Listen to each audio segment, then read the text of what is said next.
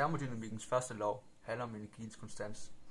Det er et grundlæggende princip inden for fysikken, som bruges til at give en mere præcis definition på varme.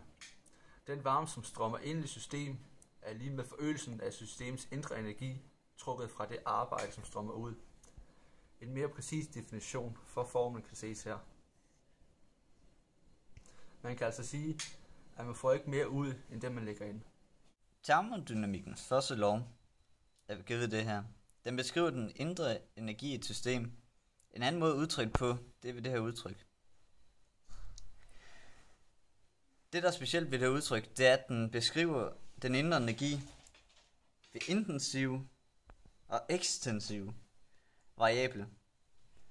Det, der er forskel på intensive og ekstensive variable, det er, at den intensive variable, den er den samme i et helt system, uanset om man tager hele systemet eller det halve.